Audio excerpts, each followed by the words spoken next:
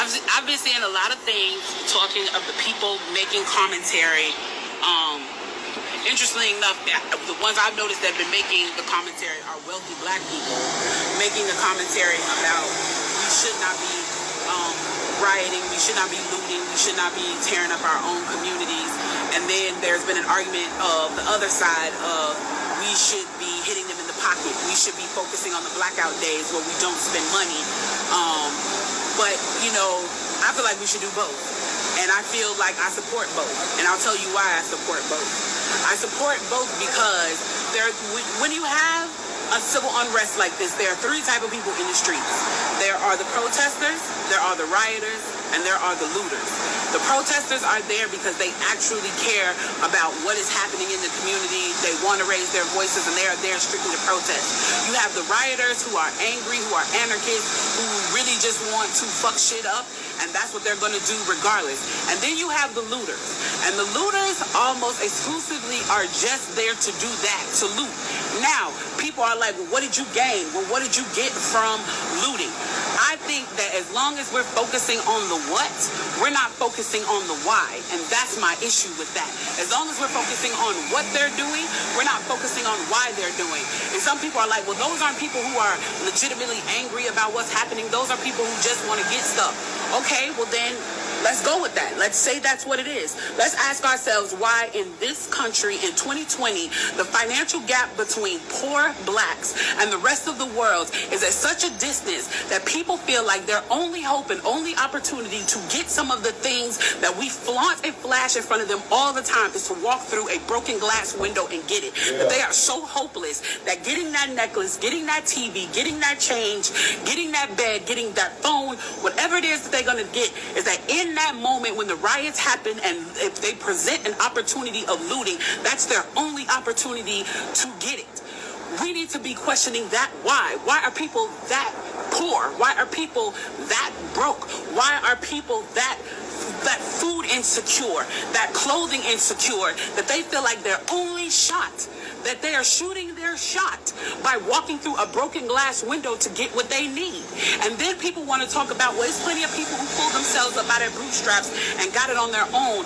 Why can't they do that? Let me explain to you something about economics in America. And I'm so glad that as a child, I got an opportunity to spend time at Push where they taught me this, is that we must never forget that economics was the reason that black people were brought to this country. We came to do the agricultural work in the South and the textile work in the North. Do you understand that? That's what we came to do.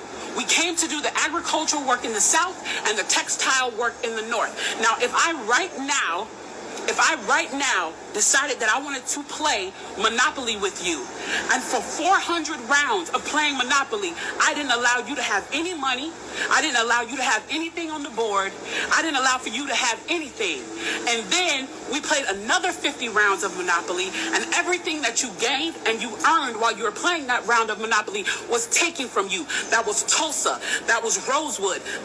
Those are places where we built black economic wealth, where we were self-sufficient, where we owned our stores, where we owned our property, and they burned them to the ground. So that's 450 years. So for 400 rounds of Monopoly, you don't get to play at all. Not only do you not get to play, you have to play on the behalf of the person that you're playing against. You have to play and make money and earn wealth for them, and then you have to turn it over to them.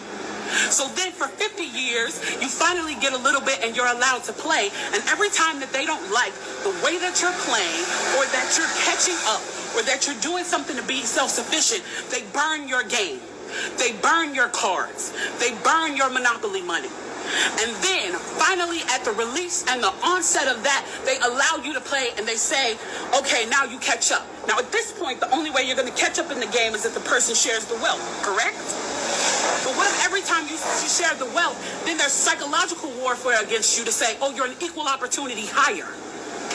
So if I played 400 rounds of Monopoly with you and I had to play and give you every dime that I made, and then for 50 years, every time that I played, if you didn't like what I did, you got to burn it like they did in Tulsa and like they did in Rosewood, how can you win? How can you win? You can't win. The game is fixed.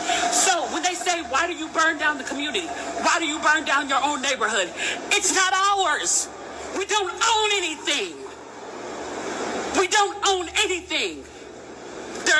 Trevor Noah said it so beautifully last night. There's a social contract that we all have. That if you steal or if I steal, then the person who is the authority comes in and they fix the situation. But the person who fixes the situation is killing us. So the social contract is broken. And if the social contract is broken, why the fuck do I give a shit about burning the fucking Football Hall of Fame, about burning a fucking Target? You broke the contract when you killed us in the streets and didn't give a fuck. You broke the contract when for 400 years we played your game and built your wealth. You broke the contract when we built our wealth again on our own, by our bootstraps in Tulsa, and you dropped bombs on us. When we built it in Rosewood and you came in and you slaughtered us. You broke the contract, so fuck your Target. Fuck your Hall of Fame. As far as I'm concerned, they could burn this bitch to the ground. And it still wouldn't be enough. And they are lucky that what black people are looking for is equality and not revenge.